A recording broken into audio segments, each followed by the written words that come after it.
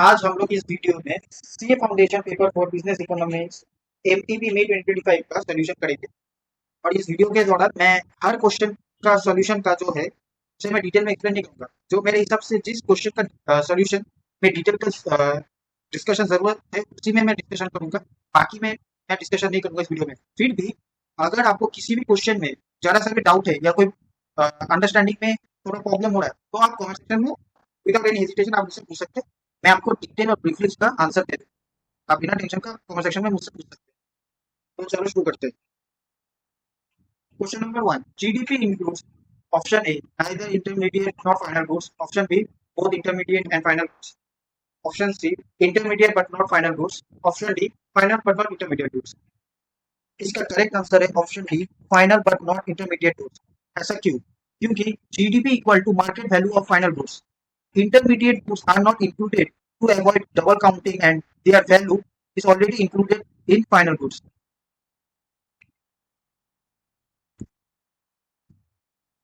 Next question.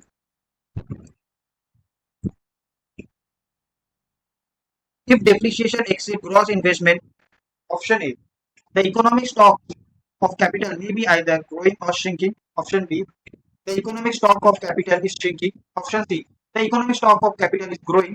Option D, net investment is zero.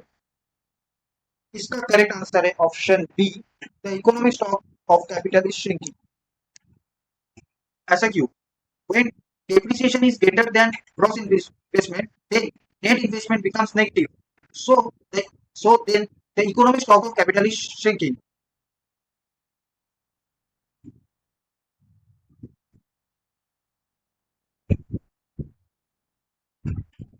Next question. By summing the value added at each stage in the production of some goods, we obtain option A, the price of that goods. Option B, the total income generated by that goods production. Option C, the total cost including profits of that product. Option D, all of the above। इसका correct answer है option D, all of the above. Why?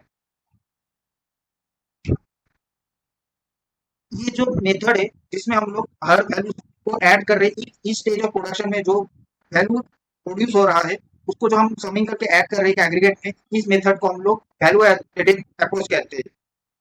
Here we only consider additional value created at each stage, which gives market value or price of final goods. We know that market value of price reflect total income generated and total cost incurred.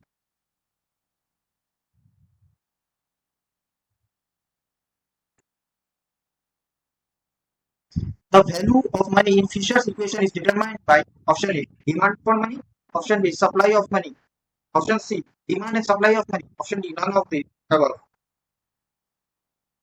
इसका correct answer है option C, demand and supply of money. सबसे पहले आपको Fisher equation of exchange पता होना चाहिए। इसका formula है M V equal to P T. और यहाँ पे एक एक वेरिएबल का मतलब जो फिशर इक्वेशन ऑफ एक्सचेंज में एम का मतलब होता है मनी सप्लाई, वी का मतलब होता है वेलोसिटी, पी का मतलब होता है प्राइस लेवल एंड टी का मतलब होता है वॉल्यूम ऑफ ट्रांजैक्शन। फिर the value of purchasing power of money in Fisher equation is determined by the equilibrium between money demanded and money supply. तो यहाँ पर भी वही बोला गया है, demand and supply of money simply.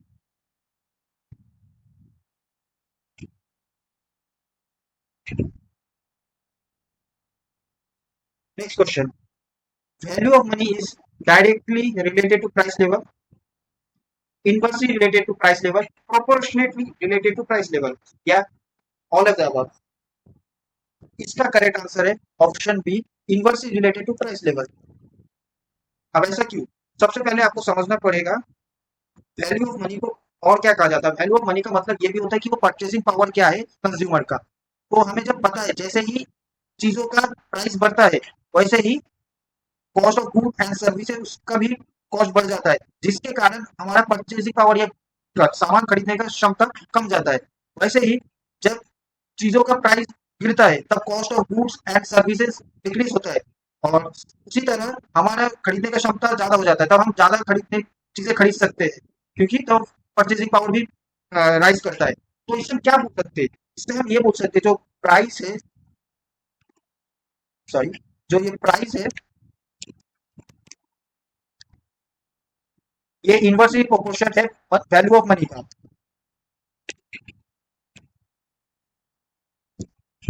Next question, bank rate policy is not very effective because it requires a well-developed money market. It cannot be operated efficiently. All banks are not under the control of central bank. Yeah, option D, all of the above. Question number 6 का correct answer है option B, it can not operate efficiently. अब ऐसा क्यों? इसका reason समझते हैं। सबसे पहले bank rate fails to perform in a broader economy. अब आपको समझना पड़ेगा ब्रॉडर इकोनॉमी का मतलब क्या है। ब्रॉडर इकोनॉमी उसे कहा जाता है जिसमें जो बैंकिंग सिस्टम है या तो वो बहुत ही अंडर डेवलप है या वो सेमी स्ट्रक्चर है। और ये ज्यादातर हमें ऐसे इकोनॉमीज में देखा जाता है जिनका बैंकिंग सिस्टम बहुत ही कंज्यूमर के लिए ताकतवर नहीं, मतलब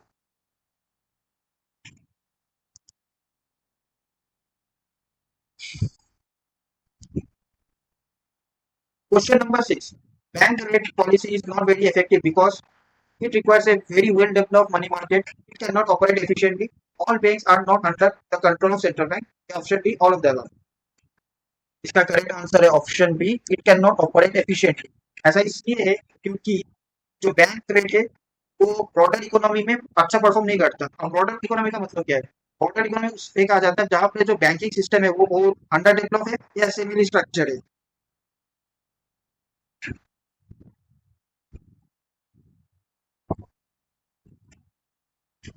next question, inflation can be controlled by applying monetary and fiscal policy, monetary and labor policy, fiscal and commercial policy, या option D all of the above. Question number 7 का correct answer है monetary and fiscal policy. ऐसा क्यों? सबसे पहले आपको monetary या fiscal policy का मतलब समझना पड़ेगा। फिस्कल पॉलिसी उसे कहा जाता है जहाँ पे गवर्नमेंट का टैक्सेशन एंड स्पेंडिंग डिसीजन का जो पॉलिसी उस पर रिलेट करता है। और मॉनेटरी पॉलिसी उसे कहा जाता है जिसमें adjustment of money supply and interest rate के ऊपर चर्चा किया जाता है गवर्नमेंट के द्वारा। यहाँ पे एडजस्टमेंट ऑफ मनी सप्लाई से गवर्नमेंट कंज्यूमर या पब्लिक के हाथ में ये डिसाइड करता है कि मनी सप्लाई या कंज्यूमर के हाथ में कितना पैसा होगा। और इंटरेस्ट रेट से गवर्नमेंट ये डिसाइड करता है कि अलग अलग बैंक का लोन या फिर अलग अलग रेशियो उसका इंटरेस्ट क्या होगा जिससे money supply in general public और बैंक के बीच में बैलेंस हो। तो ये जो पॉलिसी है फिस्कल पॉलिसी या मॉनेटरी पॉलिसी, इन दोनों की मदद से ही गवर्नमेंट इन्फ्लेशन या महंगाई को कंट्रोल करता है।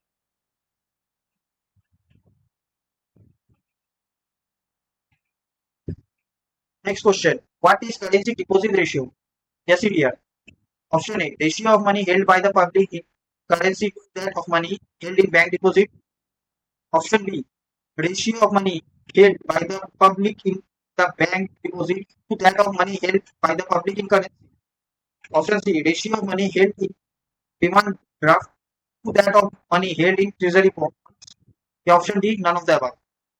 ये बहुत इजी है, इसके लिए आपको सीडीआर का सिंपल फॉर्मूला पता होना चाहिए। सीडीआर का सिंपल फॉर्मूला है money held by the by public in currency whole divided by money held by the public in bank deposit.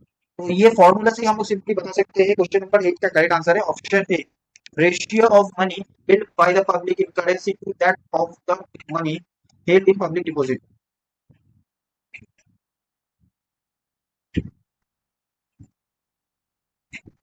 Next question, open market operation is buying and selling of government securities, sale of government securities, buying and selling of government checks, या option D all of the above. इसका correct answer है option D all of the above, क्योंकि option A B and C ये open market operation का definition को ही explain करता है।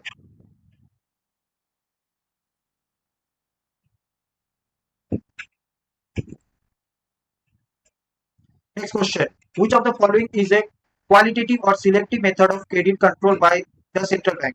ऑप्शन ए, बैंक रेट और discount rate policy. Option B, open market operation. Option C, cash reserve ratio. Option D, none of the above.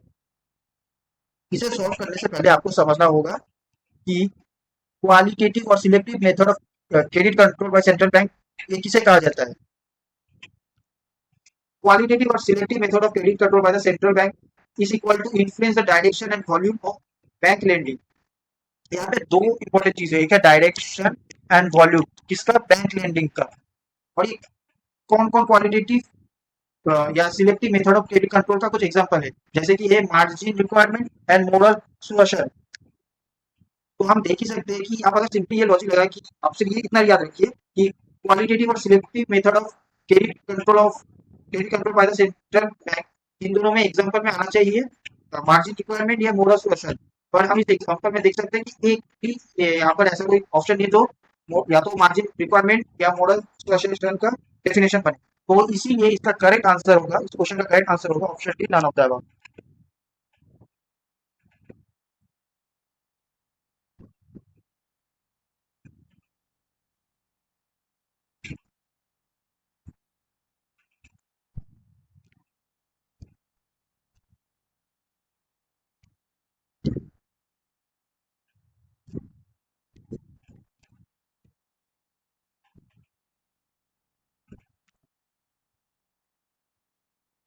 Question number 11,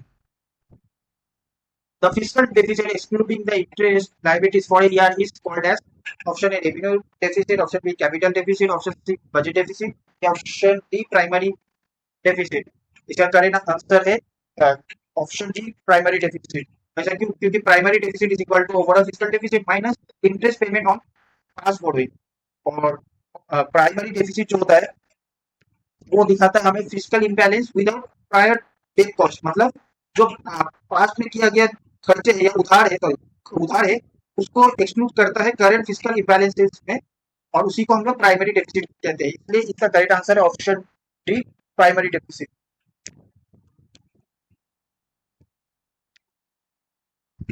next question, firm priming is related with option A monetary policy, option B income policy, option C price policy, option D fiscal policy. Question number 12 का correct answer है D fiscal policy. क्यों? सबसे पहले आपको pump priming का मतलब समझना पड़ेगा। Pump priming is equal to injecting additional spending और cutting taxes to stimulate economy. यहाँ पे आपको दो चीज का बहुत ध्यान देना पड़ेगा, एक है स्पेंडिंग और एक है टैक्सेस। और हमें पता है फिस्कल पॉलिसी किन दो चीजों के ऊपर डिसीजन लेता है, वो है एक है टैक्सेशन और एक है स्पेंडिंग डिसीजन जो गवर्नमेंट लेता है। तो इसलिए इसका इस क्वेश्चन का करेक्ट आंसर है ऑप्शन डी फिस्कल पॉलिसी।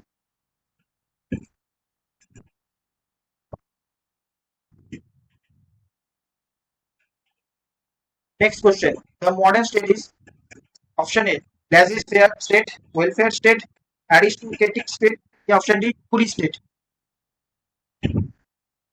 इसका करेक्ट आंसर है वेलफेयर स्टेट या ऑप्शन डी। ऐसा क्यों? Due to active spending on social security, health care and education in modern time, इसी कारण, क्योंकि जो हमारे मॉडर्न टाइम पे अलग अलग वेलफेयर जैसे कि सोशल सिक्योरिटी, हेल्थ केयर और एजुकेशन में गवर्नमेंट के द्वारा बहुत ज्यादा एक्टिवली स्पेंडिंग किया जा रहा है, इसलिए हम लोग कह सकते हैं कि जो मॉडर्न स्टेट है वो एक वेलफेयर स्टेट है।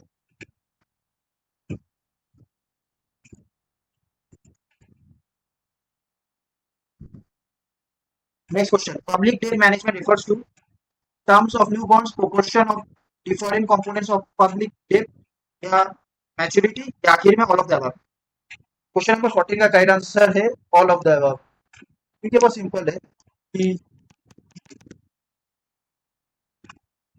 क्वेश्चन नंबर 14 का करेक्ट आंसर है option D all of the above, क्योंकि हमें पता है कि terms of new bonds, proportion of different components of public debt और मैच्योरिटी ये इन पब्लिक डेट मैनेजमेंट के स्टडी के अंदर आता है।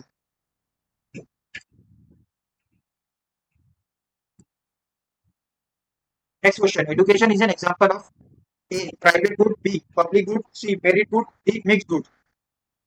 क्वेश्चन नंबर 15 का करेक्ट आंसर है ऑप्शन सी मेरिट गुड्स। ऐसा इसलिए है क्योंकि जो एजुकेशन है वो पॉजिटिव एक्सटर्नलिटी हमारी इकोनॉमी में प्रोड्यूस करता है, और वो पॉजिटिव एक्सटर्नलिटी है inform citizen and social welfare enhancement. इसीलिए ये दोनों जो पॉजिटिव एक्सटर्नलिटी एजुकेशन के द्वारा प्रोड्यूस होता है, इसीलिए हम एजुकेशन को एक मेरिट गुड कहते हैं।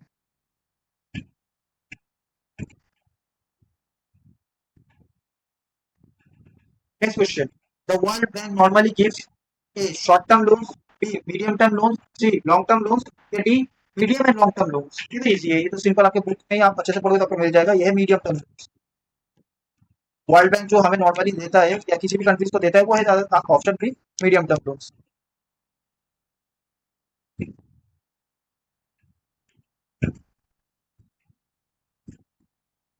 Next question, balance of trade is a flow concept, stock concept, both option A and option B या option D none of the above. Question number 17 का करेक्ट आंसर है फ्लो कॉन्सेप्ट। क्यों? सबसे पहले क्यों के लिए आपको सबसे पहले समझना पड़ेगा फ्लो कॉन्सेप्ट का मतलब क्या है। Flow concept is equal to calculated over a specific period rather than a single point of time. अब वैसे ही बैलेंस ऑफ ट्रेड का फॉर्मूला है difference between export and imports over a period of time. इधर में आप देख ही सकते हैं कि बैलेंस ऑफ ट्रेड के डेफिनेशन में बताया गया है over a period of time, और फ्लो कॉन्सेप्ट में भी specific over a specific period of time का वैल्यू कैलकुलेट किया जाता है रैदर देन, जैसे कि स्टॉक कॉन्सेप्ट में किया जाता है ए सिंगल पॉइंट ऑफ टाइम। पर हमें पूछा बैलेंस ऑफ ट्रेड क्या है, तो इधर में हम डेफिनेशन से पता कर सकते हैं कि बैलेंस ऑफ ट्रेड एक फ्लो कॉन्सेप्ट है।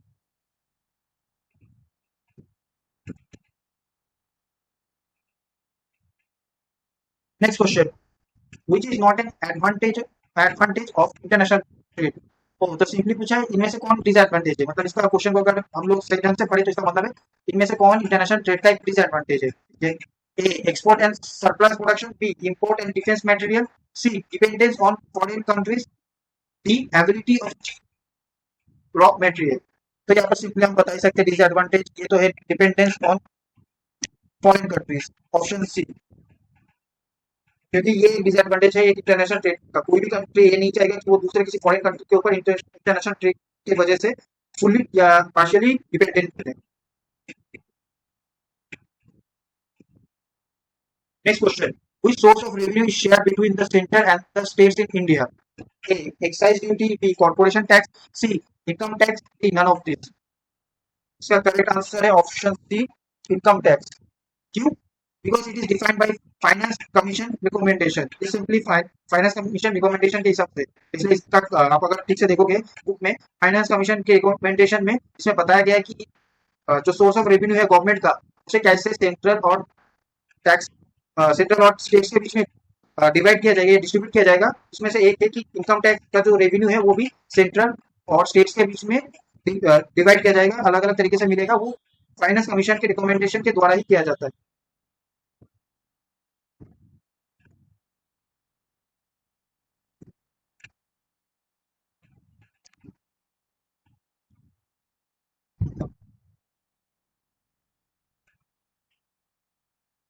Next question, which of the following is a capital receipt in the government budget?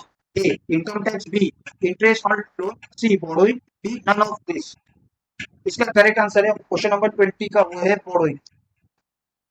क्यों? तो इसके लिए आपको सबसे पहले समझना पड़ेगा कैपिटल रिसीट कैसे कहते हैं। कैपिटल रिसीट उसे कहते हैं जिससे या तो हमारा लायबिलिटी इंक्रीज हो जाता है या हमारा एसेट रिड्यूस हो जाता है। तो आप अब समझ ही सकते हैं गवर्नमेंट का लायबिलिटी कैसे इंक्रीज होगा, अगर गवर्नमेंट बाहर से या अपने लोगों से कर्ज ले, उधार ले या बोरोइंग ले, डेब्ट ले। और एसेट कैसे रिड्यूस होगा, अगर गवर्नमेंट अपना कुछ पब्लिक सेक्टर अंडरटेकिंग या अपना कुछ स्टेक्स किसी एसेट का बेच दे, तभी गवर्नमेंट का इन दो तरीके से कैपिटल रिसीट हो सकता है। तो यहाँ पे तो ऐसा कोई ऑप्शन नहीं दिया है जहाँ पे गवर्नमेंट का कोई एसेट बेचा जा रहा है, तो इसलिए बोरोइंग या ऑप्शन सी इस करेक्ट आंसर होगा।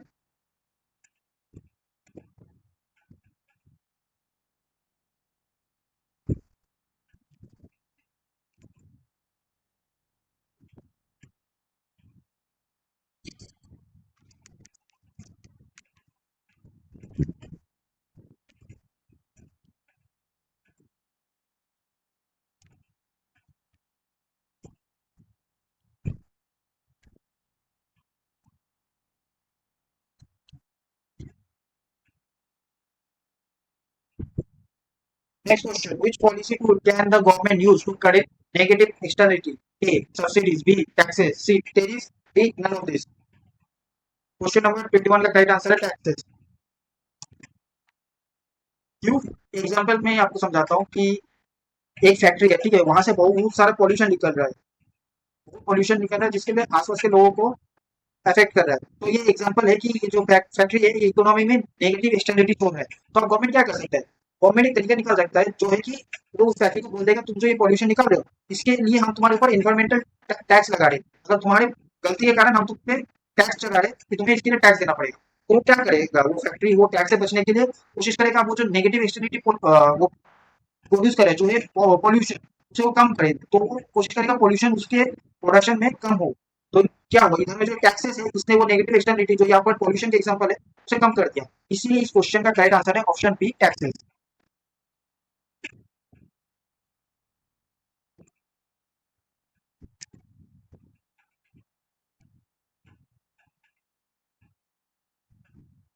Next question. Business economics is a practical application of economic theory in business decision making. Option B, incorporation tools for multiple decision. Option C, both option A and option B. या option D none of this. ये तो आसान है कि इसका correct answer definition से पता चलता है। इसका करेक्ट आंसर है 22 का option B, both option A and. ठीक है, next question. Next question. Market demand is the sum total of A, all quantities that producers can produce. B, all quantities actually stored in the market. C, all quantities demanded by the individual households and consumer. D, none of this। 23 का correct answer है option C, all quantities demanded by individual household and consumer।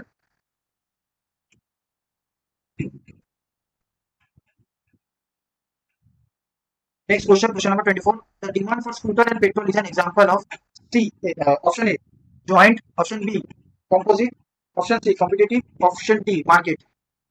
इसका correct answer option A, joint. Why?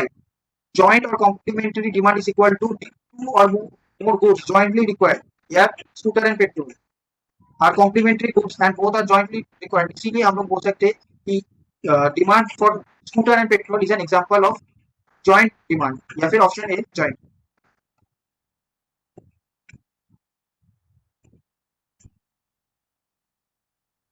Next question. Goodwill, patent, right, etc. are example of A, tangible asset, tangible capital. B, real capital. C, intangible capital. D, none of this। Correct answer is option C, intangible capital। Option C, intangible capital।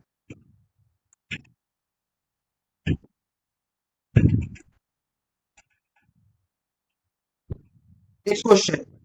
The basic behavioral principle which apply to all market condition। A firm should produce होगा, ये product नहीं होगा, ये produce होगा। Option A, a firm should produce only if its total revenue is greater than or equal to total variable cost। B, a firm should produce at a level where its marginal cost is equal to marginal revenue। C, marginal cost cuts the marginal revenue curve from below। D, all of the above। Question number 26 का correct answer है all of the above. Why? तो हमें इसके लिए एक point को समझना पड़ेगा जो दिया गया है ऑप्शन ए, बी, सी को। First, total revenue is greater than or equal to total variable cost is a shutdown point and firm continue to operate only if total revenue covers its total variable cost। Second, marginal cost is equal to marginal revenue is a profit maximization condition and firm maximize profit when produced at marginal cost equal to marginal revenue। Third, marginal cost curve cuts marginal revenue from below is a technical condition that ensure marginal cost is equal to marginal revenue and firm produce extra unit for that unit, then cost would be more than revenue।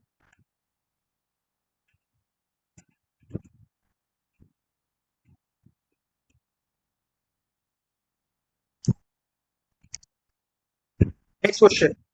When growth rate become negative and the level of income, level of national income and expenditure decline rapidly, we observe A, recovery, B, expansion, C, growth, D, none of this। Question number 27 का correct answer है pro.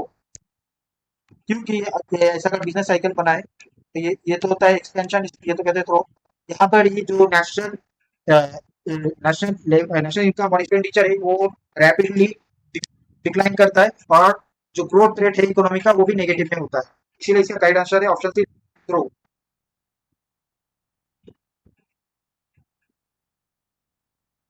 Next question. Which item is excluded from the estimation of national income?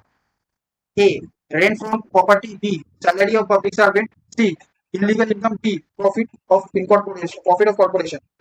इसका correct answer है सी। हम national income को include नहीं करते जब भी हम लोग सॉरी इलीगल इनकम को हम इंक्लूड नहीं करते जब भी हम लोग नेशनल इनकम का एस्टिमेट करते हैं, क्योंकि हम नहीं करते, ये गलत है ये तरीका, इसीलिए।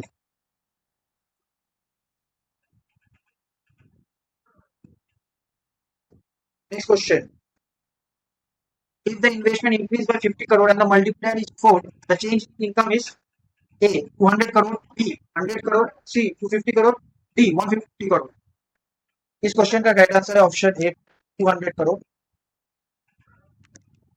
मैं आपको बताता हूँ कि इस क्वेश्चन का उसके पहले आपको ये फॉर्मूला पता होना चाहिए, वो है change in income is equal to multiply into change in investment. और अगर हम लोग तो जो रिस्पेक्टिव वैल्यूज है उसको अगर इस इक्वेशन में पुट करें तो हमें मिलेगा 4 into 50 crore is equal to 200 crore. इसलिए करेक्ट आंसर है option A, 200 crore.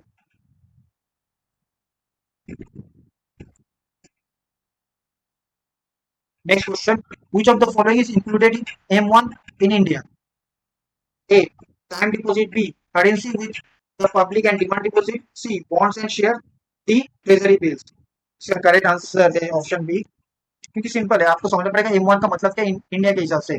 In India money aggregate M1 is equal to narrow money, which also means currency with public and demand deposit with banking system। इसीलिए यहाँ पे जो सही ऑप्शन है वो option B होगा, currency with public and demand deposit.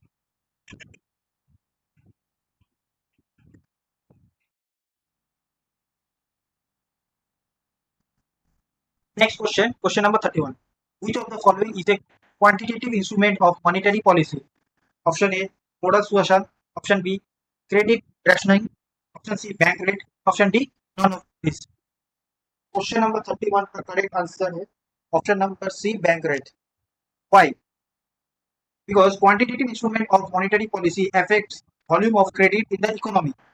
Examples, bank rate, open market operation and cash reserve ratio. हमें पता है कि जो quantitative instrument of monetary policy होता है वो क्रेडिट का वॉल्यूम को अफेक्ट करता है। आपको ये पता होना चाहिए, क्वालिटेटिव और selective instrument of monetary policy जो होता है वो वॉल्यूम के साथ direction of credit in the economy करता है, पर जो quantitative instrument of monetary policy है वो सिर्फ और सिर्फ volume of the credit in the economy को अफेक्ट करता है। और उसके कुछ कुछ एग्जांपल है, bank rate, open market operation और कैश रिजर्व रेशियो। तो आप सिर्फ एग्जांपल याद रखिए और यहाँ पर देखिए कि क्वांटिटेटिव इंस्ट्रूमेंट पूछा है तो एग्जांपल के हिसाब से बैंक रेट आना चाहिए, क्योंकि यहाँ पर भी बैंक रेट दिया हुआ है, एग्जांपल में भी बैंक रेट दिया हुआ है और आपके ऑप्शंस में भी बैंक रेट दिया हुआ है, इसलिए इसका करेक्ट आंसर है ऑप्शन सी, बैंक रेट।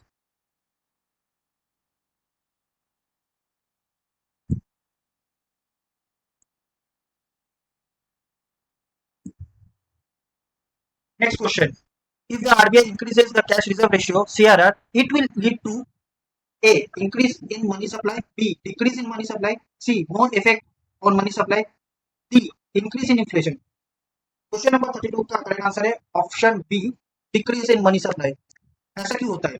हमें पता है कि अगर सीआरआर का रेट ज्यादा होगा तब bank must hold large portion on public deposit, so less funds available to lend to public. अब इसको मैं समझाता हूं आपको बहुत इजीली। मान लीजिए आपके पास 100 रुपए है, ठीक है, और आप चाहते हैं कि बैंक में चीज को डिपॉजिट करना, आपकी जो डिपॉजिट है 100 रुपए का डिपॉजिट उसे आप बैंक में डिपॉजिट करना चाहते हैं।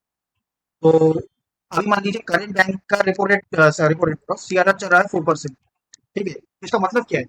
बैंक जो आपसे डिपॉजिट लिया है 100 रुपए का, बैंक 96 रुपीज का जो है ये अभी लोगों को उधार दे सकता है। जो बैंक में आएंगे लोग, अलग अलग क्लाइंट्स कस्टमर्स की हमें उधार चाहिए, वो अवेलेबल 96 रुपीज में ही ले सकते हैं, और जो बचा हुआ रिमेनिंग 4 रुपीज है उसको बैंक को सीआरआर करके रखना पड़ेगा अलग से, और इसको लेंडिंग के लिए उधार के लिए नहीं दे सकते। और दूसरी तरफ मान लीजिए कि अभी जो सीआरआर है वो बढ़ के 6% हो गया है। अगर अभी आप बैंक में ये 100 रुपए का डिपॉजिट करेंगे तो अभी बैंक को 6 रुपए का सीआरआर रखना पड़ेगा, क्योंकि 6% ऑफ 100 इज 6, तो अभी सीआरआर 6 हो जाएगा। तो अभी जो बैंक के पास पैसा है आप मतलब लोगों को उधार या लेंड करने के लिए वो कम जाएगा, वो हो जाएगा 94। तो इधर समझ ही सकते हैं कि जैसे ही सीआरआर बढ़ा, सीआरआर का रेट बढ़ा, उसके वजह से जो मनी सप्लाई है इकोनॉमी में वो भी घट गया। इसीलिए हम कह सकते हैं कि अगर सीआरआर का रेट बढ़ेगा तो मनी सप्लाई डिक्रीज होगा।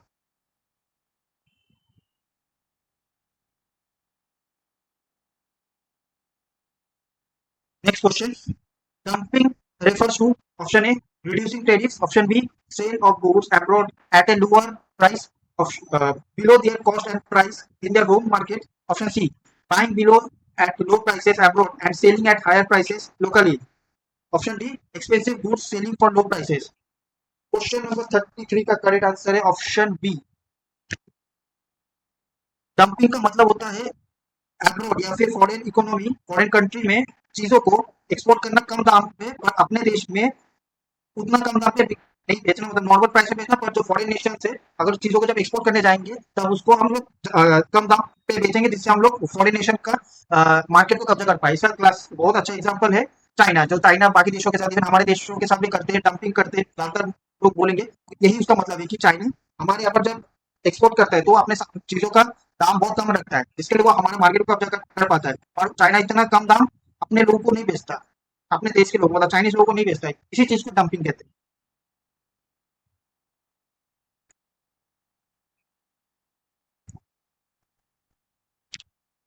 Next question, trade between two countries can be useful if cost ratio of goods are option A undetermined, option B decreasing, option C equal, option D different. Question number 34 का correct answer है different. ऐसा क्यों? उसके पहले सबसे पहले आपको समझना पड़ेगा कंपैरेटिव एडवांटेज किसे कहते हैं। कंपैरेटिव एडवांटेज का मतलब होता है कि अगर आप ज्यादा सामान या ज्यादा प्रोडक्शन कर पा रहे हैं लेस कॉस्ट लगाकर, तो उसे तो आप बोला जाएगा कि आपको उस चीज के ऊपर कंपैरेटिव एडवांटेज है। और हमें पता है कि according to the theory of comparative advantage, if cost ratios are different, they different nation can trade goods with each other for the goods which they have comparative advantage on those goods. इसका मतलब ये होता है कि मान लीजिए दो country हो, C1 और C2।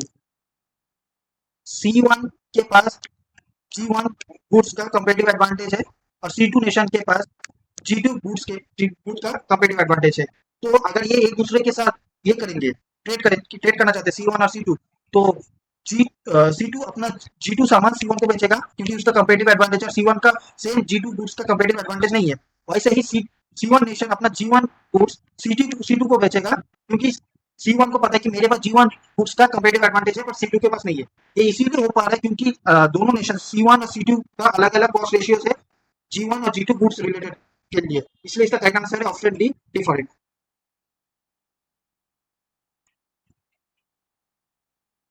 Next question, economic survey is publish by option A ministry of finance, option B planning commission, option C government of India, option D India statistical institute. ये देखिए क्वेश्चन नंबर 35 का correct answer है option A ministry of finance. ये तो GK का knowledge है, आपको पता होना चाहिए, मिनिस्ट्री ऑफ फाइनेंस ही इकोनॉमिक सर्वे पब्लिश करता है।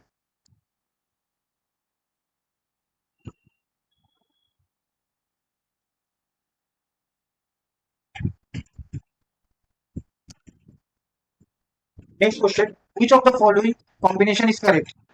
ए NABARD industrial loan, B IDBI short term loan, C RBI long term loans, D RRB agricultural finance. अभी आपके जो आईसीआई के आंसर शीट में आंसर दिया हुआ है वो मेरे हिसाब से गलत है। मैं एक्सप्लेन भी करूंगा क्यों गलत है।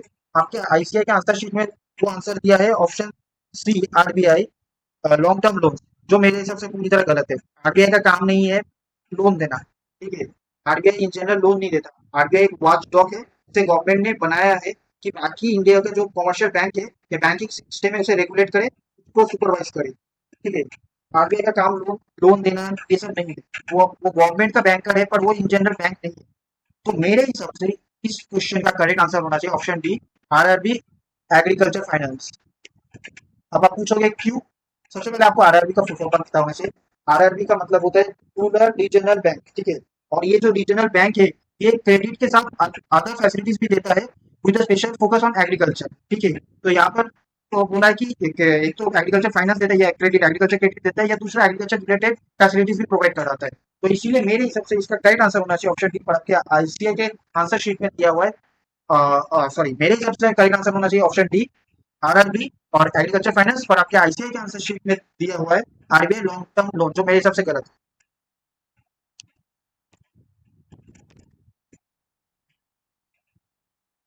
Next question, rolling plan is plan for A 1 year, B 2 year, C 3 year, D 5 year. इसका करेक्ट आंसर है 37 का ए 1 ईयर। सबसे पहले आपको समझ पड़ेगा कि रोलिंग प्लान क्या है। Rolling plan is equal to continuously update and revise.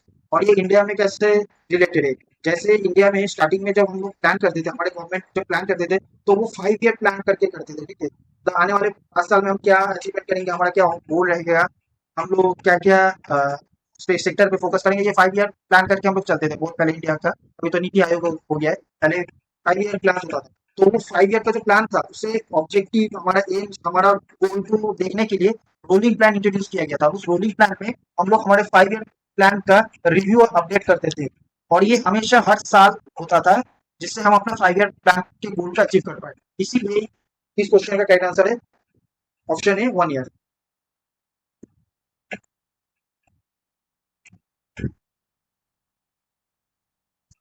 Next question, unemployment in a developing country generally take place due to A.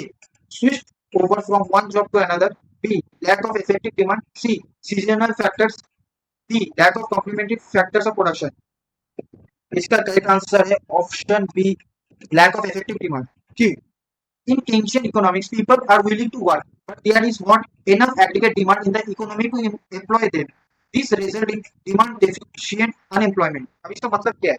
केन्शियन economy के हिसाब से लोग चाहते हैं कि वो लोग काम करें और एम्प्लॉयड हो, लेकिन जो इकोनॉमी में है, जो हमारा इकोनॉमी या कोई भी इकोनॉमी है, उसमें एग्रीगेट डिमांड नहीं है, मतलब इतना एग्रीगेट डिमांड नहीं है जिसकी वजह से हम लोग जो लोग चाहते हैं नौकरी करिए, विलिंगली काम करना चाहते हैं कि हम एम्प्लॉय कर पाए।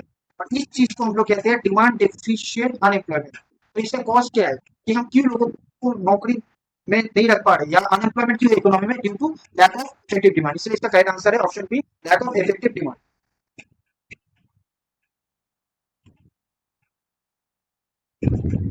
Next question, discuss unemployment is common in A. Agriculture sector, B. Industrial sector, C. Service sector, D. None of this.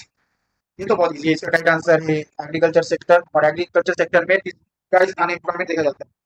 आपको लेमन टर्म में तो अभी समझा देता हूँ। डिस्कस अनएम्प्लॉयमेंट इसे कहा जाता है कि कोई भी एक सेक्टर या ऐसा एक सर्विस या ऐसा एक जगह में एडिशनल लोगों को या लेबर को without actually increasing the output. ठीक है, और ये ज्यादातर एग्रीकल्चर सेक्टर में देखा जाता है कि कोई एक plot of land, agriculture land पे हद से ज्यादा लोग काम करते हैं उस फील्ड पर एक्चुअली उस फील्ड का जो आउटपुट होता है वो बढ़ता नहीं है।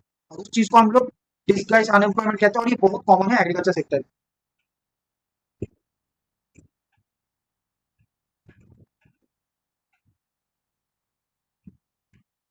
Next question, import quota is A tariff, B non tariff barrier, C concession, D international obligation.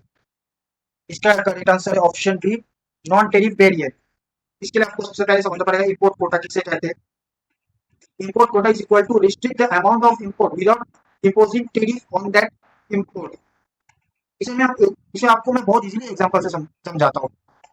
ये समझिए कि इंडिया चाइना से लैपटॉप इंपोर्ट करता है। मतलब इंडिया अभी एक सिचुएशन है जहाँ पर इंडिया हाईटेक लैपटॉप नहीं बना सकता है, जिसके लिए हमें चाइना से ये लैपटॉप, हाईटेक लैपटॉप इंपोर्ट कराना पड़ता है। तो हम चाइना से जैसे ही हाईटेक लैपटॉप इंपोर्ट कराते हैं, तो हमारा कुछ एक ट्रेड एग्रीमेंट है, ये भी समझ लीजिए, जहाँ पर हम लोग ये नहीं कर सकते कि हम चाइनीज हाईटेक लैपटॉप के ऊपर टेरिफ लगा दिए, मतलब कि उसके ऊपर कस्टम लगा दिए, उसके ऊपर टैक्स भरने को बोलते हैं चाइनीज। वैसा नहीं कर सकते, कोई एक ट्रेड एग्रीमेंट है तो हम लोग एक कोटा सिस्टम कर सकते हैं। हम लोग बोल सकते हैं कि ठीक है, हम इस अमाउंट से ज्यादा चाइनीज हाईटेक लैपटॉप नहीं खरीदेंगे, और इस चीज को कहा जाता है इंपोर्ट कोटा। और ये नॉन टेरिफ बैरियर है, मतलब हम इनडायरेक्टली कोई टेरिफ नहीं लगा रहे, कोई कस्टम, कोई टैक्स नहीं लगा रहे इंपोर्ट के ऊपर। बस हम बोल रहे कि हम इस अमाउंट से ज्यादा इंपोर्ट नहीं करेंगे, तो इस चीज को कहा जाता है इंपोर्ट कोटा।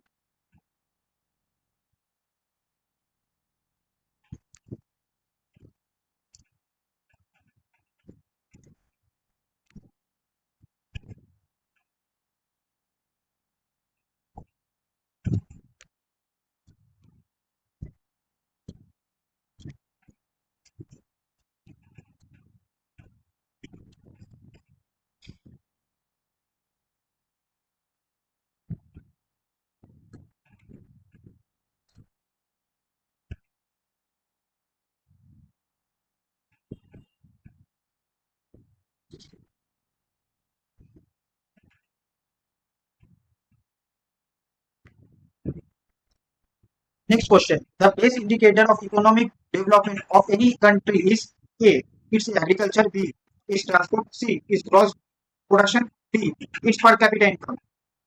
ये क्वेश्चन पढ़ के आप में से बहुत कोई सोचेंगे कि सर इसका तो करेक्ट आंसर होना चाहिए पर कैपिटा इनकम, क्योंकि शायद आप लोग सोचेंगे कि पर कैपिटा इनकम ही है जो बेस इंडिकेटर बताता है किसी भी इकोनॉमिक डेवलपमेंट एक कंट्री का।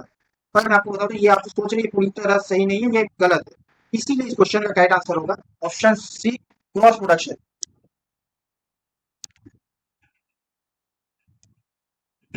इसीलिए इस क्वेश्चन का करेक्ट आंसर होगा ऑप्शन सी, ग्रॉस प्रोडक्शन। मैं आपको इसका रीजन भी समझाता हूँ। Reason, total output of goods and services और GDP captures economic production capacity, industrial diversification and overall revenue potential.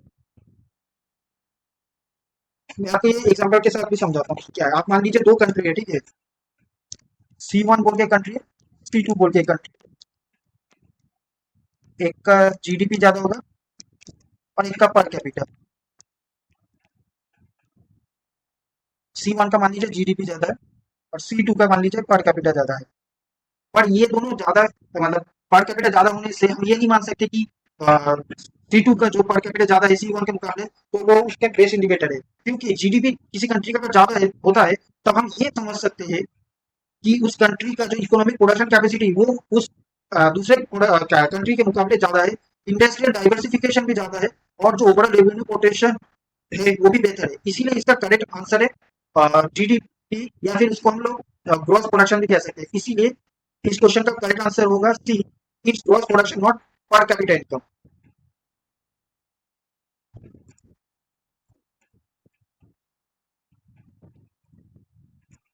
Next question. The regulatory body of mutual funds in India is A. RBI, B. SEBI, C. IRDA, D. Government. इसका correct answer है सेबी। सेबी देखता है वो regulatory body mutual funds का, खास करके India का। सेबी का फुल फॉर्म है security exchange board of India. ये आपको ऐसे भी अलग तरीके से क्वेश्चन पूछ सकता है। ठीक है, अभी next question. A market for borrowing and lending funds for a period exceeding 14 days. A. Term money market. B. Call money market. C. Commercial bill market. D. None of this. इसका solution लिखने से पहले सबसे पहले आपको definition पता होना चाहिए term money market, call money market और नोटिस मनी सेगमेंट के बीच में। मैं आपको एक एक करके इनका डेफिनेशन समझाता हूँ, फिर हम इसका सोल्यूशन करेंगे।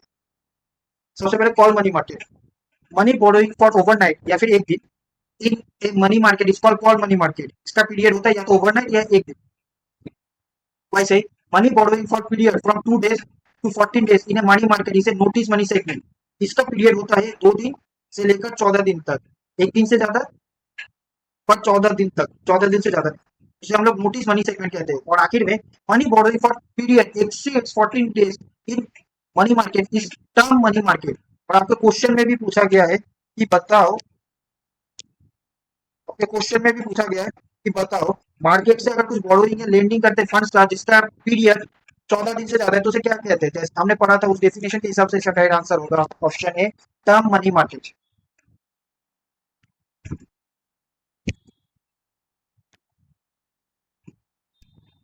Next question, which of the following are the instrument of money market.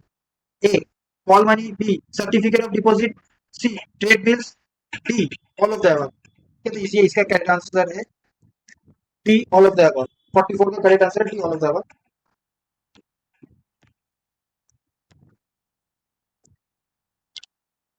इसके बाद finance commission A is a statutory body. B. Recommend the distribution of taxes between union and states. C. Cannot decide on principle related to grants in aid by the union to states. D. All of the above. हमने पहले ही पढ़ा था finance commission जो होता है वो ये बताता है कि जो हमारा टैक्सेस होगा या जो रेवेन्यू होगा वो हमारे यूनियन या फिर सेंट्रल गवर्नमेंट और अलग अलग स्टेट्स इनके बीच में कैसे डिस्ट्रीब्यूट होगा। तो इस क्वेश्चन का करेक्ट आंसर है 45 का क्वेश्चन का करेक्ट आंसर है option B, recommend the distribution of taxes between union and central government and taxes.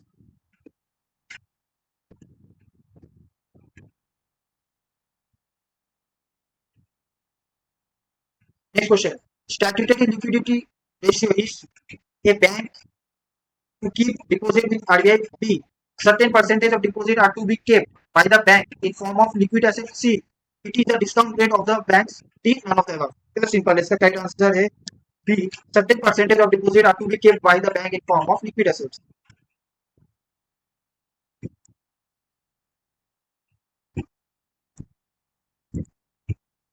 Next question, which of the following budget documents is mandated by Fiscal Responsibility and Budget Management Act 2003?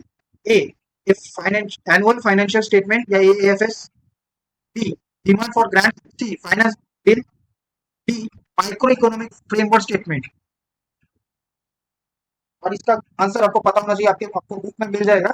इसका correct answer है option D, macro economic framework statement.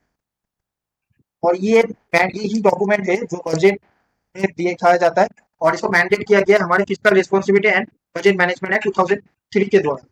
और उस document का नाम है macro economic framework statement, option D.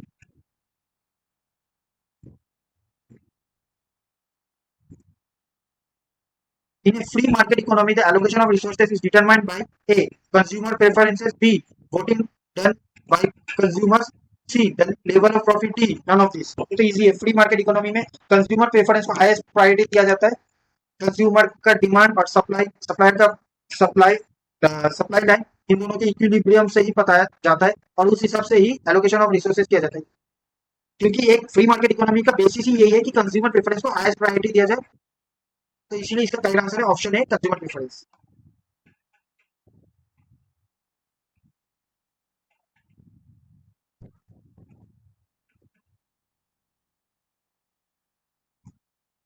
Next question, the Hexion all-in model differs from Ricardian model of comparative advantage in that former।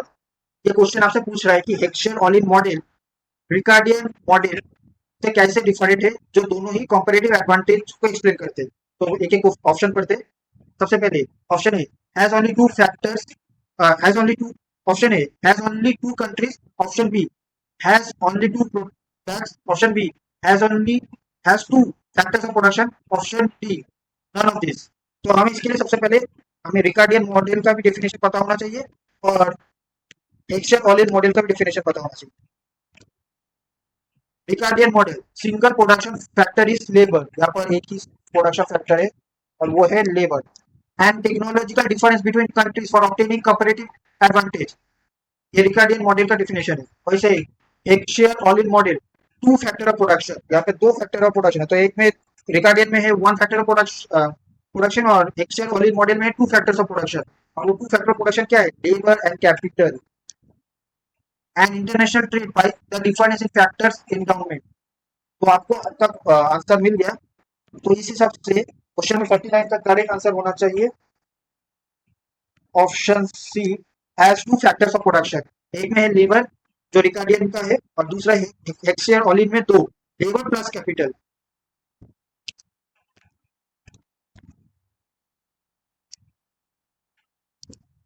Next question, according to Musgrave the major function of public finance are A allocative function, B distributive function, C stabilisation function, D all of the above. Question number 50 का correct answer है option D all of the above. अभी आपको knowledge के लिए एक एक function का meaning पता होना चाहिए। Allocative function is equal to providing public goods and addressing market failure in resource allocation.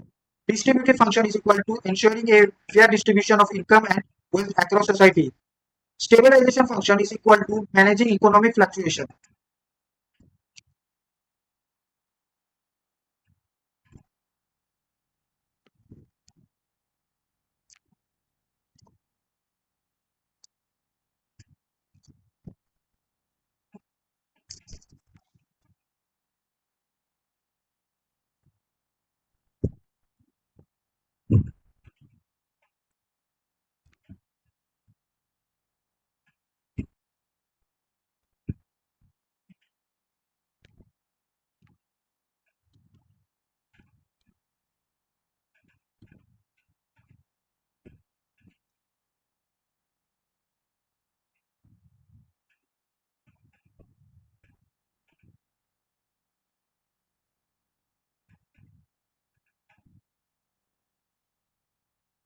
Next question, in the case of relatively elastic demand, the monthly burden of tax is on option number A, mode on seller, option number B, mode on buyer, option number C, entirely on seller, option number D, entirely on buyer।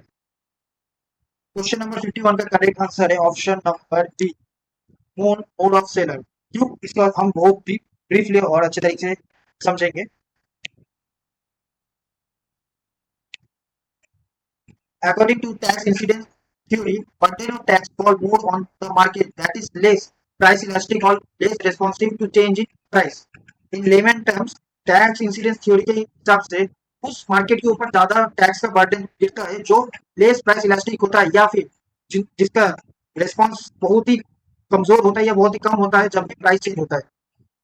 Then consumer can easily change their buying habits or substitute to avoid the tax if their demand is relatively elastic। तो फिर जो consumer होता है वो आसानी से अपना buying habit या सब्स्टिट्यूट की तरफ शिफ्ट करता है अपना डिमांड को टैक्स को अवॉइड करने के लिए अगर उनका डिमांड रिलेटिवली इलास्टिक है। और इस क्वेश्चन में दिया गया है पहले से, आप अगर ठीक से क्वेश्चन को पढ़ेंगे तो रिलेटिवली इलास्टिक डिमांड दिया गया और ये क्वेश्चन में बताया गया है कि ये रिलेटिवली इलास्टिक डिमांड कंज्यूमर का है। तो फिर so seller will bear a large portion of tax burden since supply is relatively less elastic।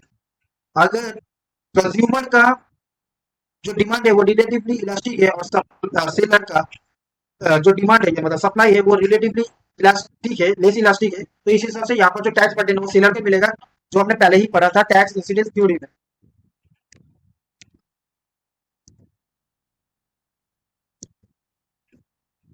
इसीलिए इस क्वेश्चन का करेक्ट आंसर है option number A, code on seller.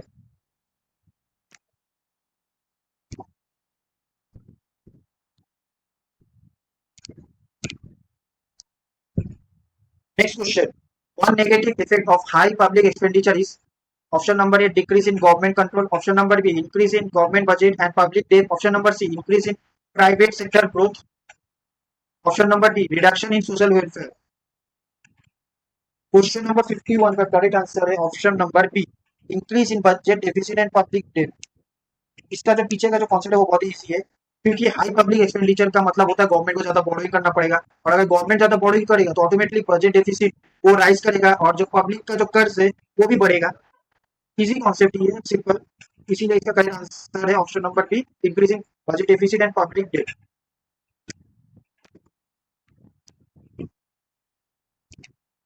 Next question, law of demand is violated on when A income effect is negative, b substitution effect is negative, c income negative income effect is greater than substitution effect, b none of these।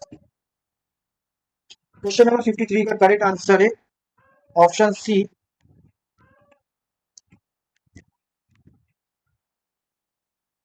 Negative income effect is greater than the substitution effect.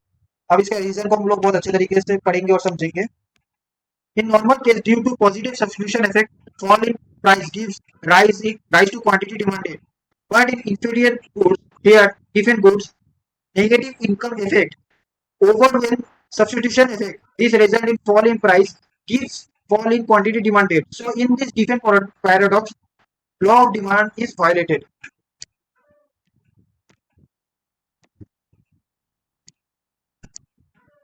Next question, elasticity is greater than utility for option A luxury, option B necessaries, option C complementary good, option D none of this. ये तो easy है, luxuries के लिए जो elasticity होता है वो greater than 1 होता है।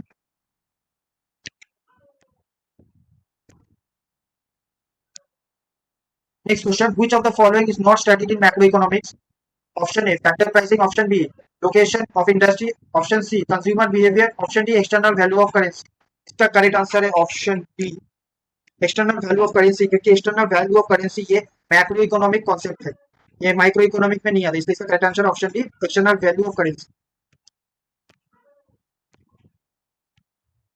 Next question, the characteristic of capitalist economy does not include मतलब नहीं आता है। Option A right to private property, option B freedom of economic choice, option C absence of consumer choice, option D completion. तो यहाँ पर question 56 का correct option है option C absence of consumer choice, ये कैपिटलिस्ट इकोनॉमिक्स का characteristic में नहीं आता है।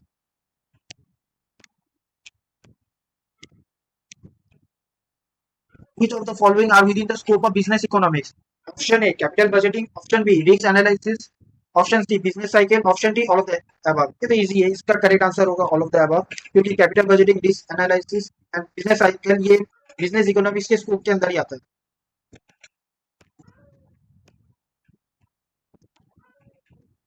Next question, the substitution effect will be stronger when option A the goods are closer substitution, option B there is lower cost of switching to the substitute goods, option C there is lower inconvenience while switching to substitute good, option D all of the above।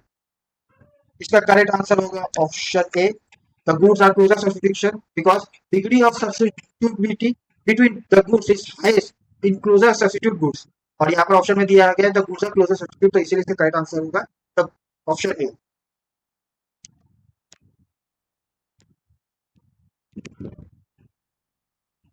Question number 59, in spite of the fact that the price of the television set refrigerator AC etc. have been continuously rising, their demand does not stand any tendency to fact because they are a conspicuous good, B defense goods, C speculative goods, या D conspicuous necessities. Question number 59 का correct answer होगा D conspicuous necessities. अब इसको समझने के लिए हमें बहुत अच्छे से पढ़ना होगा। What is it? TV, fridge, and AC have relatively inelastic demand despite rising their prices and may be used as status symbol. TV, fridge और AC है के रिलेटिवली इनइलास्टिक डिमांड है और इनका प्राइस राइज होने के मतलब अगर इनका प्राइस राइज होता जाता है तब भी इन चीजों को इन जनरल स्टेटस सिंबल के लिए देखा जाता है। लेकिन but in today's household it is viewed as basic and essential appliances। लेकिन in today's household मतलब अभी जो हम लोग टीवी फ्रिज और एसी है इसे हम लोग बेसिक और एसेंशियल अप्लायंसेस देखते हैं क्योंकि हमारे डे टू डे लाइफ में ये बहुत इंपॉर्टेंट हो चुका है। इसीलिए ये दोनों डेफिनेशन को एक साथ जोड़ के हम ये समझ सकते हैं कि टीवी फ्रिज और एसी ये कॉन्स्पिशियस नेसेसिटीज है और इसीलिए यहाँ का करेक्ट आंसर है option D.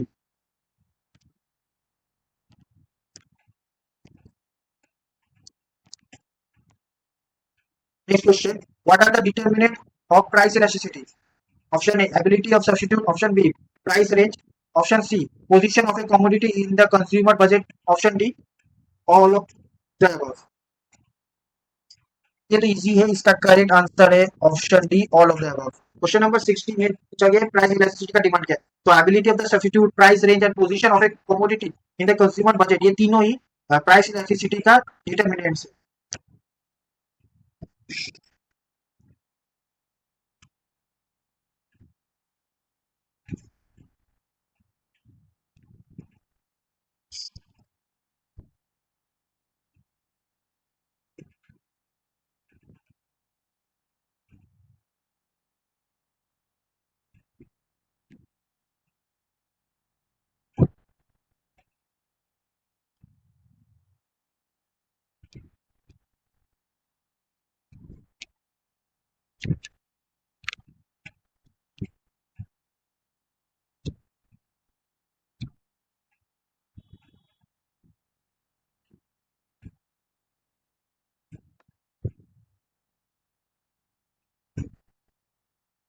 Next question, question number 61.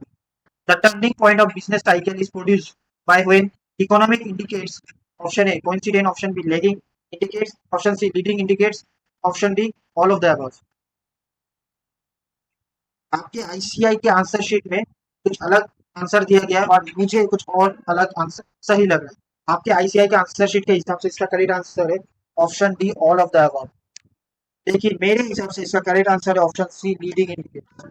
ऐसा क्यों, मैं आपको समझाता हूँ। Leading indicators change direction before the economy as a whole does and leading indicator used to forecast turning points in the economy. तो यहाँ पर साथ साथ लीडिंग इंडिकेटर्स ही एकमात्र जो बताता और फोरकास्ट करता टर्निंग पॉइंट बिजनेस साइकिल्स का, ना कि कोइंसिडेंट और लेगिंग इंडिकेटर्स। तो इसीलिए मेरे हिसाब से क्वेश्चन नंबर 61 का करेक्ट आंसर होना चाहिए ऑप्शन सी लीडिंग इंडिकेटर, ना कि आपके आईसीआई में जो आंसर दिया है option be all of the above.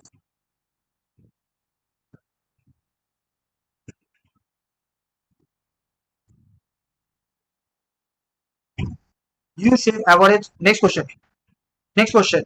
U-shape average cost curve is based on option A law of variable proportion, option C law of increasing cost, option C law of decreasing cost, option D none of this। ये तो easy है, ये concept है, इसका basic answer होगा और simple answer है law of variance proportion. 62 का राइट आंसर है law of variance proportion.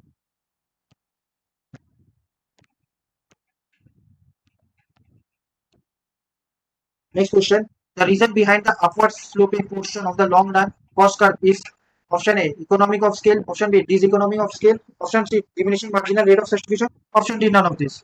Question number 63 का करेक्ट आंसर है डिसइकोनॉमी ऑफ स्केल। डिसइकोनॉमी ऑफ स्केल वही रीजन है जिसके कारण upward sloping long run cost curve है।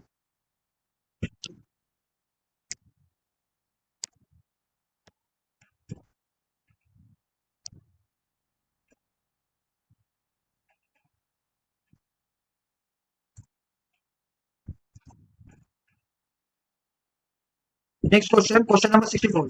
Short-run marginal cost of the firm will be increasing when option A average cost is decreasing, option B total fixed cost is increasing, option C average fixed cost is decreasing, option D none of this। फिर से आपके ICI के answer sheet में मैं fully sure हूँ गलत answer दिया है। ठीक है, इस क्वेश्चन का गलत सॉल्यूशन दिया, गलत आंसर दिया है। आपके आईसीआई के आंसर शीट के हिसाब से इसका करेक्ट आंसर होना चाहिए option B, total fix cost is increasing. पर आप मुझे बताइए, टोटल फिक्स कॉस्ट क्या कभी इंक्रीज या डिक्रीज होता है? वो तो हमेशा कांस्टेंट ही रहेगा ना हर टाइम में। एवरेज फिक्स कॉस्ट होता तो वो रेक्टेंगुलर हाइपरबोला शेप का होता, पर टोटल फिक्स कॉस्ट तो हमेशा एक्स एक्सिस का पैरेलल होता है ना। ये कैसे बोल रहा है कि ये इंक्रीजिंग होता है, इसीलिए होता है मार्जिनल कॉस्ट का शॉर्ट रन में इंक्रीजिंग? ये गलत है। मेरे हिसाब से इसका करेक्ट आंसर है नन ऑफ दिस, क्योंकि कोई इसका सही दिया ही नहीं है, इंडिकेटर मतलब पता है नहीं है कि क्यों होता है मार्जिनल कॉस्ट का शॉर्ट रन में इंक्रीज। मैं आपको समझाता हूँ कि आपको कौन सा चीज होता है जिसके कारण शॉर्ट रन में मार्जिनल कॉस्ट का फॉर्म का इंक्रीज होता है। In short run total cost is equal to total variable cost plus total fix cost, और हमें पता है कि total fix cost always remain fix, और marginal cost is equal to change in total variable cost whole divided by change in quantity. इसका दूसरा मतलब होता है कि additional cost of producing one more unit. According to microeconomic theory, the short-run marginal cost increases due to law of diminishing return. और law of diminishing return का मतलब क्या होता है? More unit of variable input labour, यहाँ पर variable input है labour, is added to fix input, और यहाँ पर फिक्स इनपुट है capital, the outputs of extra unit falls, that leads to rise in marginal cost. ठीक है, इस कारण मार्जिनल कॉस्ट इंक्रीज होता है। So marginal cost rises when marginal product of variable input falls. तो marginal cost क्यों कब राइज होता है? जब marginal product of variable का input falls होता है, कम होता है तब।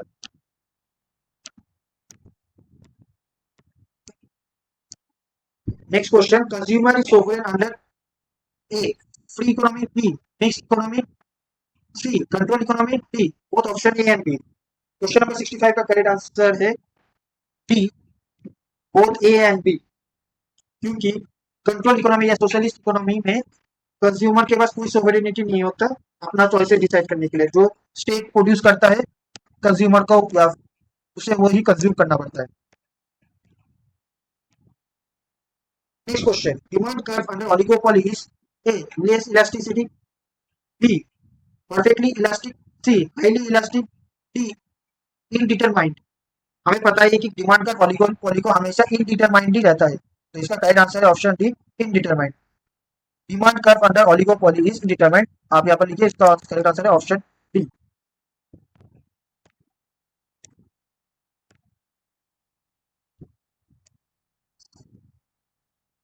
Next question, the substitution effect for a fall in the price of a commodity. Ceteris paribus. Ceteris paribus का मतलब होता है other thing remains constant. Is given by option A movement up a given indifference curve. Option B, a movement from a higher to a lower indifference curve. Option C, a movement down a given indifference curve. और option D, any of the above. Question number 64 67 का correct answer है option B, a movement from a higher to a lower indifference curve. इसका reason क्या है हम बहुत अच्छे से पढ़ेंगे और उसको समझेंगे। When price of a commodity falls and the consumer is compensated, then to remain same on the indifference curve, the consumer substitute the relatively cheaper commodity for another.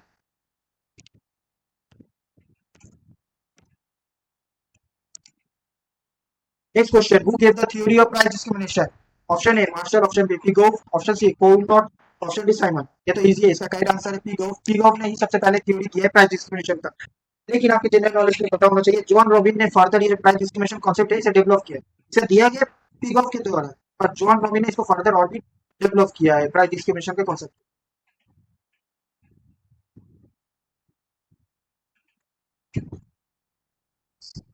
Question number 69, eight the shutdown point price equal to average variable cost, total revenue is equal to total variable cost, the total cost of the firm equal to total fixed cost, या फिर option D all of the above. Question number 69 का correct answer है all of the above. At the shutdown point price equal to average variable cost भी होता है, फिर उसके बाद total revenue is equal to total variable cost भी होता है, और टोटल लॉस जो फर्म का होता है वो टोटल फिक्स कॉस्ट का भी इक्वल होता है, इसलिए इसका करेक्ट आंसर है option D all of the above.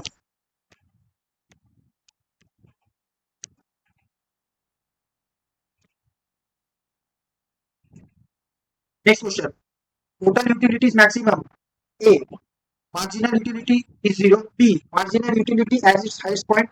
C. Marginal utility is equal to average utility. D. Average utility is maximum. Question number 70 का correct answer है option A. Marginal utility is 0. Total utility is maximum when marginal utility is 0. इसलिए इस question का correct answer है option A, marginal utility is 0. अब इसको मैं इसका रीजन भी समझा देता हूँ कि आपको हमेशा याद रहे, अगर कभी क्वेश्चन पूछा टोटल यूटिलिटी और मार्जिनल यूटिलिटी का रिलेशनशिप समझाओ. सबसे पहले जब टीयू राइज करता है तब एमयू पॉजिटिव रहता है पर फॉल्स करता है, और टीयू जब अपने मैक्सिमम पॉइंट में रीच करता है तब मार्जिनल यूटिलिटी वो 0 होता है, और फिर जब टीयू फॉल्स करना स्टार्ट करता है, जब गिरना स्टार्ट करता है तब एमयू भी गिरता है पर एमयू नेगेटिव होता है. अब इसको बहुत अच्छे से डायग्राम से समझाता हूँ.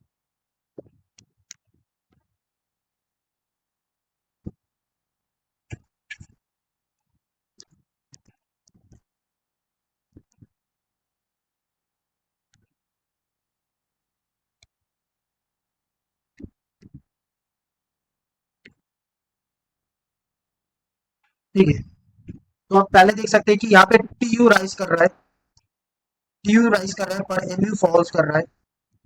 उसके बाद टीयू अपने मैक्सिमम पॉइंट पे रीच करता है इस पॉइंट पे, और जब टीयू अपने मैक्सिमम पॉइंट में होता है तब एमयू 0 होता है, और जब टीयू गिरना स्टार्ट करता है इधर से तब एमयू भी करता है पर अब एमयू नेगेटिव हो जाता है.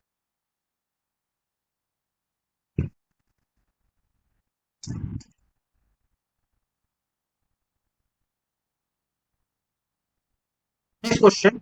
The consumer is in equilibrium at A point where the budget line option A is above an indifference curve, option B is below an indifference curve, option C is tangent to an indifference curve, option D cuts an indifference curve. तो simple है, budget line जब indifference curve का tangent होता है तभी वो equilibrium में होता है, तो इसका correct answer option C is tangent to an indifference curve.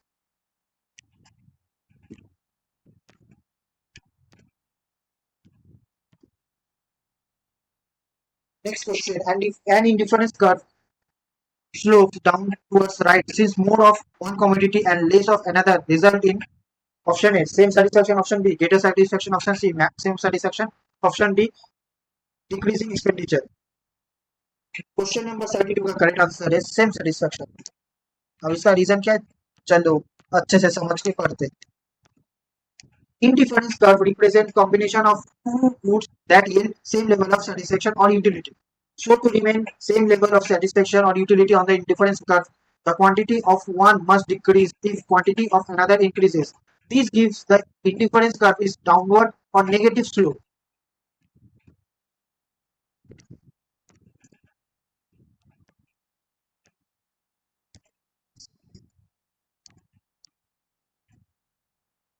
Next question. The consumer is in equilibrium when the following condition is satisfied. Option A. Marginal utility of X whole divided by marginal utility of Y is more than price of X divided by price of Y. Option B. Marginal utility of X divided by marginal utility of Y is less than price of X divided by price of Y. Option C. Marginal utility of X is divided by marginal utility of Y is equal to price of X divided by price of Y. या option D none of this. इसका correct answer है option C, marginal utility of X is equal marginal utility of X divided by marginal utility of Y is equal to price of X divided by price of.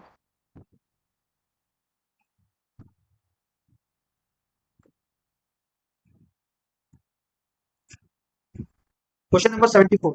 In the case of a given goods, the demand curve will be option A horizontal, option B downward sloping to the right, option C upward sloping to the right, option D vertical.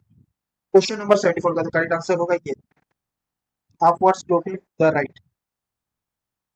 तभी आपको बता देता हूँ कि law of demand के हिसाब से demand curve कुछ इस तरह होता है. ठीक है, यहाँ पे होता है प्राइस, यहाँ पे होता है क्वांटिटी. प्राइस बढ़ेगा तो क्वांटिटी कमेगा. वैसे ही गिवन गुड्स के लिए कुछ इस प्रकार होता है, उल्टा, क्योंकि लॉ ऑफ डिमांड को मानता नहीं है given goods.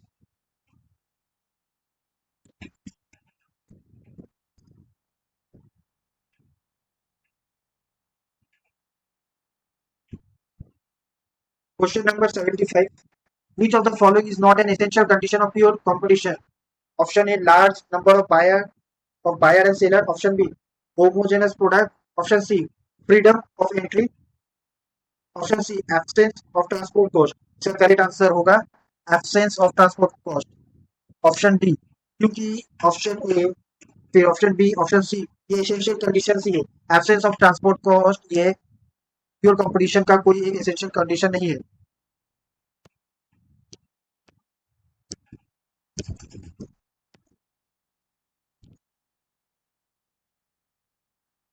Which is the first order condition for the profit of a firm to be maximum? Option A, AC equal to MR. Option B, marginal cost is equal to marginal revenue. Option C, marginal revenue is equal to average revenue. Option D, average cost is equal to average revenue. Question number 76 का answer है option B, marginal revenue is equal to marginal cost. यही है first order condition for the profit of a firm, जिससे वो maximum profit ले पाए।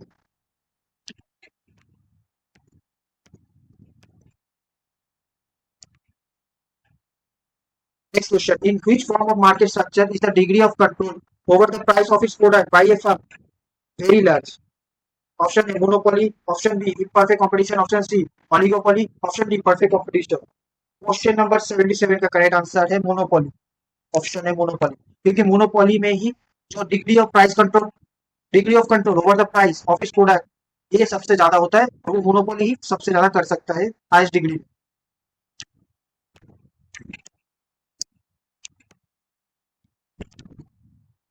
Next question. Under which of the following forms of market structure does a firm have no control over the price of its product? Option A, monopoly. Option B, monopolistic competition. Option C, oligopoly. Option D, perfect competition। ये तो easy है, इसका correct answer होगा option D, perfect competition. क्योंकि perfect competition कभी भी price giver नहीं है, वो एक प्राइस टेकर है। मार्केट जो प्राइस डिसाइड करता है, परफेक्ट कंपटीशन वाले फर्म को वो चुपचाप मान लेना पड़ता है, क्योंकि वो प्राइस टेकर है, वो प्राइस लेता है, प्राइस देता नहीं है अपने बायर को।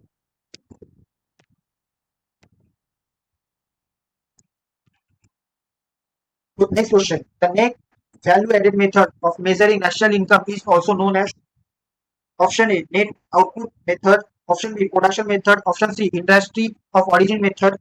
Option D, all of the above. Question number 79 का करेक्ट आंसर है all of the above।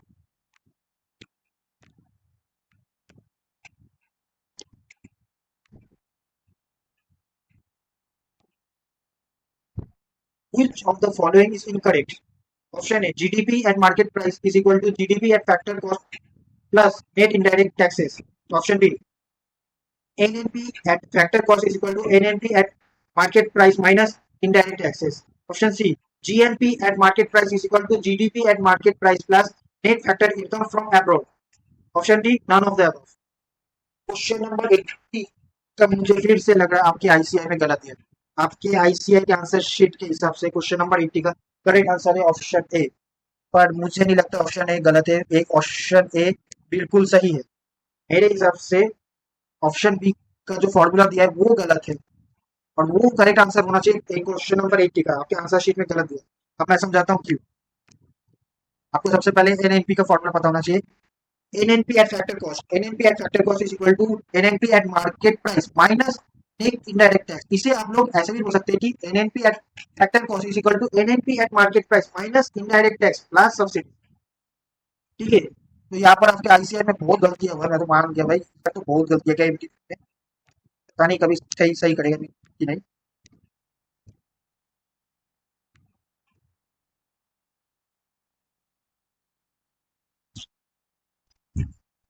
Next question. Nearly dash percent of working population is engaged in the service sector. Option A 23%, option B 45%, option C 80%, option D 50%। इसका correct answer है 81 का option A 23%। यहाँ पे 23%।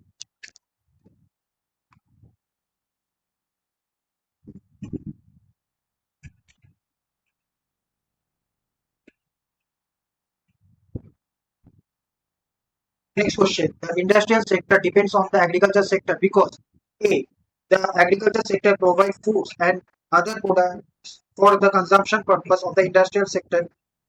B, the agriculture sector provides raw material for the development of agro-based industries of the economy. C, The agriculture sector provides market for the industrial products. D. All of the above.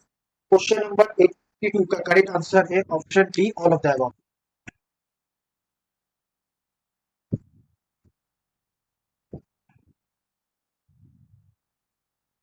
उसके बाद the Indian industry face the process of retrogression and deceleration because of A. Unsatisfactory performance of the agriculture.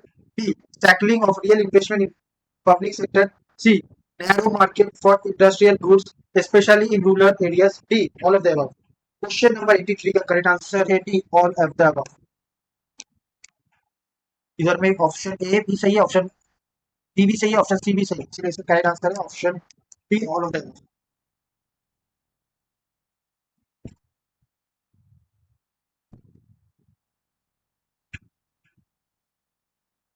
Next question which of the following is incorrect. कौन सा statement गलत है. Option A about 80% of agriculture area has irrigation facilities. Option B about two-thirds area is rain-fed in India. Option C productivity per worker in agriculture is much lower than that in industry. Option C cropping pattern is quite skewed in India. और इसका correct answer है option A about 80% of agriculture area has irrigation facility. पर in general ये statement unfortunately सच नहीं है.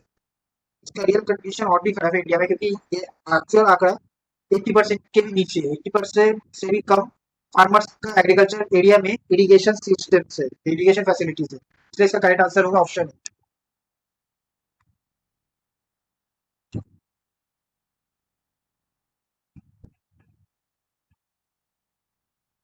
Next question we can say Indian agriculture has become modern since.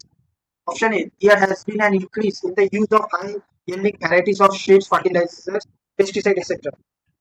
Option B, there has been noticeable positive change in the attitude of farmer towards new technical production. Option C, farmers are increasingly resorting to intensive cultivation, multiple cropping, scientific water management. Option D, all of the above.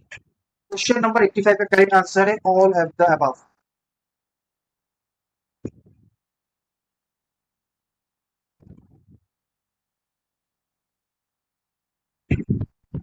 उसके बाद next question generally an economy is considered under developed if. Option A the standard of living of people is low and productivity is also considerably low. Option B agriculture is the main occupation of the people and the productivity in agriculture is quite low. Option C the production techniques are backward. Option D all of them. Question number 86 का भी correct answer है option D all of them. या इसमें भी option A B C तीनों ही सही है given question का एक्सप्लेनेशन के लिए, इसलिए इसका करेक्ट आंसर है option D all of them.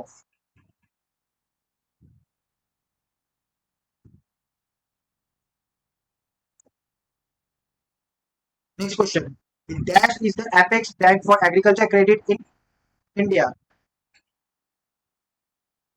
अभी इसका ऑप्शन है option A RBI, option B SIDBI, option C NABARD, option D ICICI. और इसका करेक्ट आंसर 87 का option B option C NABARD. और आपको पता होना चाहिए नाबार्ड का फुल फॉर्म है National Bank for Agriculture and Rural Development. ये अलग से क्वेश्चन पूछ सकते हैं, इसलिए इसका आपका फुल फॉर्म भी आना चाहिए नाबार्ड का.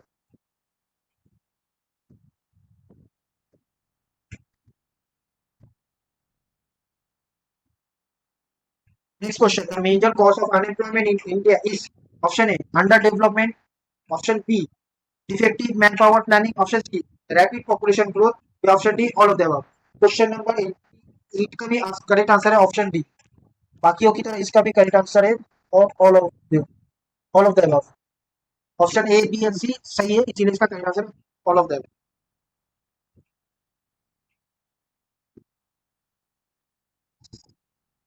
The largest share of foreign aid in India has been used in the program of option A agriculture development, option B industrial development, option C education, option D health. Question number 89 का correct answer है industrial development. Bharat को जो सबसे ज्यादा foreign add मिलता है उसमें सबसे ज्यादा प्रोग्राम इंडस्ट्रियल डेवलपमेंट में ही यूज किया गया है, और उसी का सबसे ज्यादा लार्जेस्ट शेयर है हमारे फॉरेन एड के usage.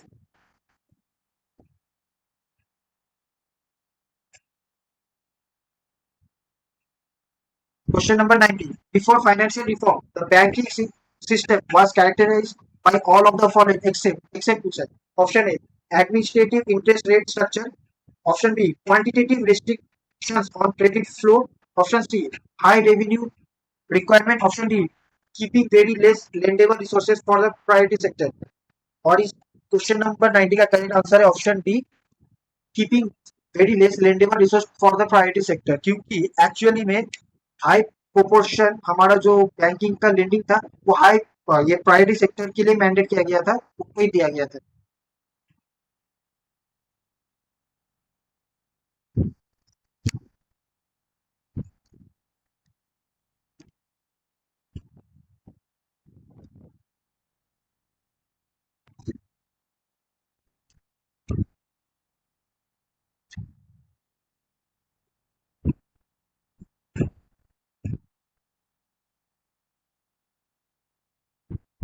Next question, the demand curve facing an industrial firm under monopoly is dash. Option A horizontal straight line, option B determine, option C downward sloping, option D upward sloping. और question number 91 का correct answer है downward sloping. Why? Because in monopoly industrial firm faces market demand curve as downward sloping. This shows inverse relationship between price and quantity demanded. इसीलिए इसका correct answer है downward slope.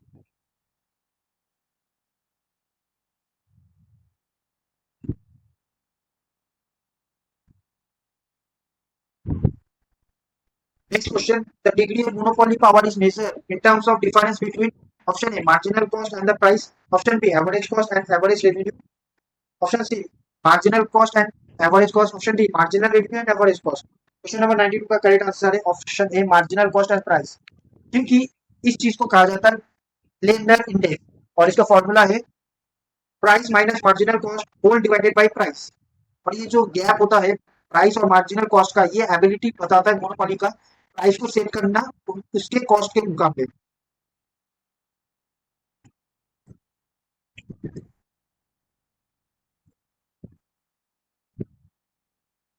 इसके बाद question, a monopoly producer usually are dash even in the long run। Option A super normal profit, option B only normal profit, option C losses, option D none of the above. Question number 93 का correct answer है super normal profit. A monopoly producer usually earn supernormal profit even in the long run। अब इसका explanation दे रहा हूँ। Because due to barrier to entry that prevents competitor from falling down this profit।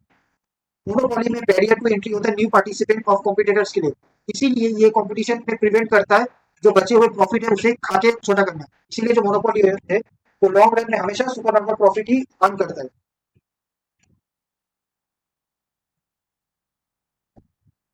Next question, price discrimination is not possible.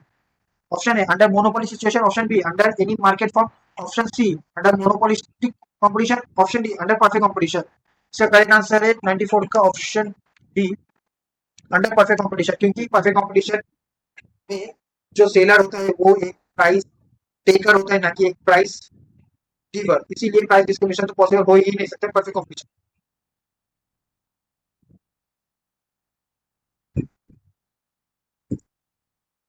Next question, discriminating monopoly is possible if two markets have option A rising cost curve, option B rising and declining cost curve, option C different elasticities of demand, option D equal elasticities of demand।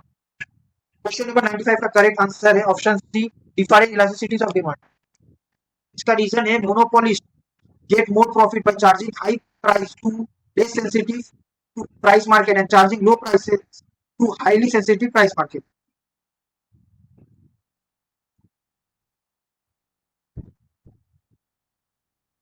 Next question, consumer surplus left with the consumer under price discrimination is option A maximum, option B minimum, option C zero, option D not predictable। और इसका correct answer है 96 का zero. Consumer surplus left with the consumer under price discrimination is zero. इसका reason भी बताता हूँ मैं, because first degree of price discrimination is equal to maximum price each consumer is willing to pay। In first degree of price discrimination the monopolist capture the entire consumer surplus leaving consumer with zero।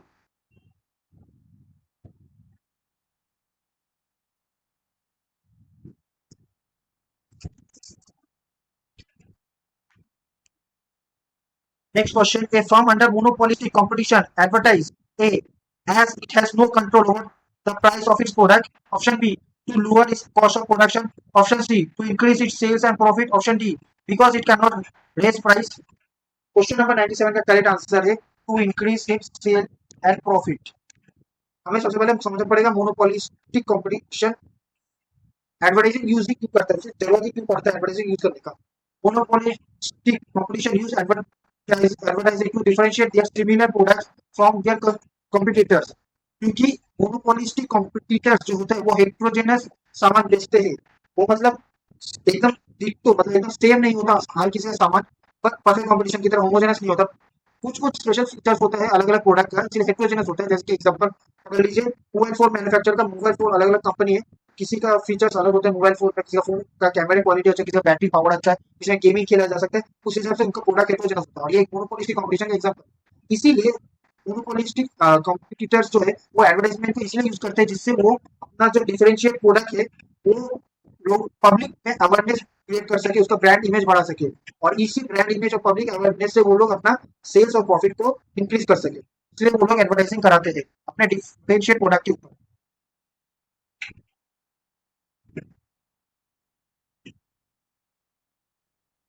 Next question, question number 98. In short run, a firm in monopolistic competition.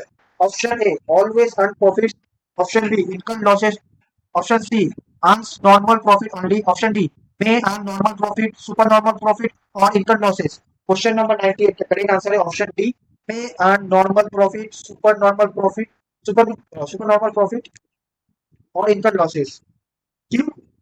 क्योंकि ये depend करता है multiple factor के ऊपर। हम एक ही चीज में शॉर्ट रन में बता नहीं सकते मोनोपोलिस का क्या होगा, क्या उसे नॉर्मल प्रॉफिट मिल सकता है, उसे सुपर नॉर्मल प्रॉफिट मिल सकता है, और उसके लॉस भी कर हो सकते हैं। जैसे कि अगर उसका डिमांड बहुत ज्यादा है, मोनोपोलिस्टिक कंपटीशन का प्रोडक्ट के ऊपर शॉर्ट रन में उसका डिमांड बहुत ज्यादा है, और जो प्रोडक्ट का डिफरेंशिएशन भी है वो भी बहुत इफेक्टिव है, तो फिर पक्का वो मोनोपोलिस्टिक कंपटीशन शॉर्ट रन में सुपर नॉर्मल प्रॉफिट ही कमाएगा। लेकिन अगर जो मार्केट है वो बहुत वीक है और उस वीक मार्केट में बहुत ज्यादा कंपटीशन है, तो वो monopolistic competition majority time short run में लॉस ही इंकर करेगा। इसलिए हम लोग बता नहीं सकते शॉर्ट रन में कि क्लियरली एक फर्म जो मोनोपोलिस्टिक कंपटीशन में है वो क्या इंकर करेगा।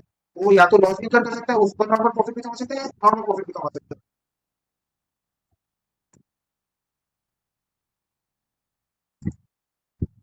Question number 99. In long run, all firms in monopolistic competition. Option A, earn normal profit. Option B, earn not. Question number 99. In long run, all firms in monopolistic competition. Option A, earn super normal profit. Option B, earn normal profit. Option C, income losses. Option D, may earn normal profit, super normal profit, or in income losses. Question number 99 का correct answer है earn normal profit. ऐसा क्यों? क्योंकि freedom of entry ये of होना चाहिए। Reason, freedom of entry and exit in long run erodes supernormal profit. New competitors shift the demand curve downward until only normal profit or zero profit remains.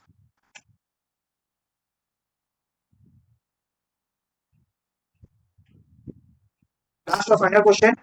Question number 100. In terms of ease of doing business in 2020, India ranks option A 63, option B 75, option C 45, option D none of these. Question number 100 का answer है 63। India ने rank 63 किया था ease of doing business 2020 में, और इसका correct answer है option है 63। थैंक यू आपको मेरा ये लेक्चर या ये वीडियो देखने के लिए। प्लीज आपको अगर कोई प्रॉब्लम है, आपको अगर किसी क्वेश्चन में डाउट है, अंडरस्टैंडिंग कॉन्सेप्ट क्लियर नहीं, तो आप प्लीज बेझिझक without any hesitation comment section में पूछ सकते हैं। मैं उसका पक्का आपको क्लियर ब्रीफली आंसर दूंगा। तो थैंक यू। लास्टली मैं यही बोलना चाहूंगा कि चैनल को सब्सक्राइब कीजिए, वीडियो को लाइक कीजिए अगर आपको पसंद आया, और अपना फीडबैक भी बिना हेजिटेशन का दीजिए। और लास्टली थैंक यू, और हमेशा पढ़ते रहिए।